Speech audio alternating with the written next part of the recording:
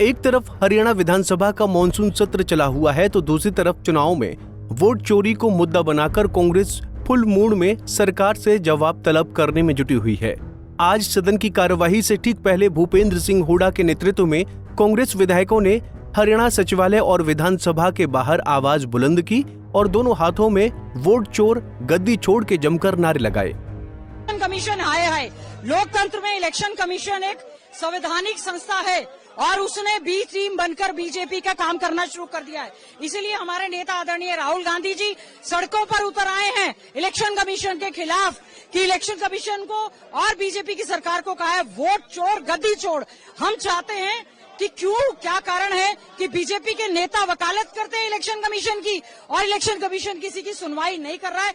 यही रास्ता बचा है लोकतंत्र में, लोगों के हकों को बचाने के लिए सड़कों पर उतरा जाए और आज सभी चुनाए हुए विधायक हम लोग जो है यहाँ पर आज निकले हैं और वोट चोर गद्दी छोड़ के नारे लगाते हुए प्रोटेस्ट कर रहे हैं।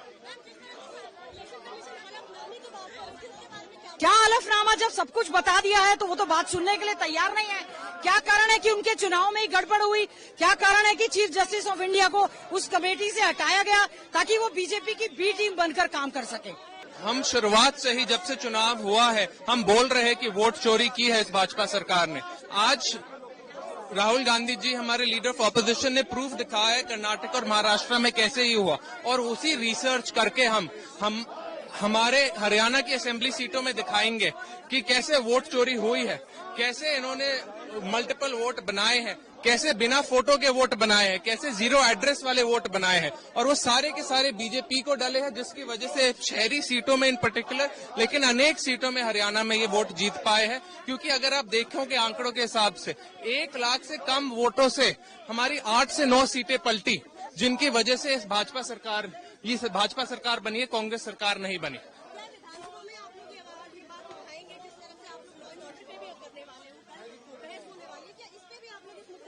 हम आंकड़ों से बात करने में विश्वास करते हैं। हम इस सरकार जैसे नहीं है जो सिर्फ चुटकुले और हंसी मजाक की बात करती है। जब हमारी वही रिसर्च कर लेंगे हम जो राहुल गांधी जी ने महाराष्ट्र और कर्नाटक में की थी, तब हम आपको आंकड़ों के साथ दिखाएंगे विधानसभा में कैसे ईसीआई ने झूठ किया है, ईसीआई ने हमारा लोकतंत्र खत्म करने की कोशिश की है और इस भाजपा सरकार और भाजपा शासन के साथ मिलकर ये गतिविधियां की है। Thank you. इलेक्शन कमीशन मुर्दाबाद। इलेक्शन कमीशन हाय हाय। इलेक्शन कमीशन हाय हाय। इलेक्शन कमीशन हाय हाय। वोट चोर गद्दी छोड़। वोट चोर गद्दी छोड़। वोट चोर गद्दी छोड़। वोट चोर गद्दी छोड़। वोट चोर गद्दी छोड़। वोट चोर गद्दी छोड़। इलेक्शन कमीशन हाय हाय। इलेक्शन कमीशन हाय हाय। वोट चोर गद्दी छोड़। वोट चोर गद्दी छोड़। वोट चोर गद्दी छोड़। वोट चोर गद्दी छोड़। वोट चोर गद्दी छोड़। वोट चोर गद्दी छोड़। वोट चोर गद्दी छोड़। वोट चोर गद्दी छोड़। वोट चोर गद्दी छोड़। इलेक्शन कमीशन हाय हाय। इलेक्शन कमीशन हाय हाय। इलेक्शन कमीशन हाय हाय। वोट चोर गद्दी छोड़। आगे बढ़ाते हुए नजर आ रहे हैं। वोट चोरी का मुद्दा है। हाय हाय। वोट चोर गद्दी छोड़। गद्दी छोड़। वोट चोर गद्दी छोड़। वोट चोर। राहुल गांधी जी ने आरोप लगाया था तो यहाँ इलेक्शन कमीशन ने कहा था एफिडेविट दे। हम कह रहे हैं कि पहले इलेक्शन कमीशन एफिडेविट दे कि हमारी वोट में कोई डुप्लीकेसी नहीं है, कोई वैसी वोट नहीं है, तो हम साबित करेंगे। जो ये हरियाणा का चुनाव हुआ था ये तो बिहार में है वोट चोरी, ये तो सरकार चोरी गई है हमारी हरियाणा में।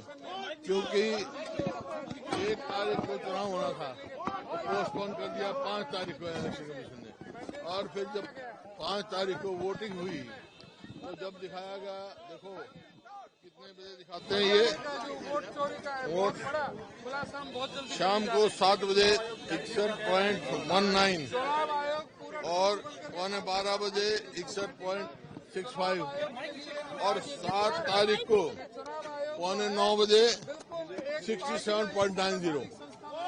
ये क्या दर्शाता है? इतने मतलब 12 बजे तक वोट इनको पता नहीं लगी, जबकि आजकल सब ये डिजिटल सिस्टम है और 7% वोट का इंक्रीज करी है। तो ये दर्शाता है इलेक्शन कमीशन में सवालिया निशान खड़े हैं। तो ये इलेक्शन कमीशन है और 99% ईवीएम मशीन्स पे बैटरी चार्ज मिली है। तो ये कई चीजें हैं जो जितने सवालिया निशान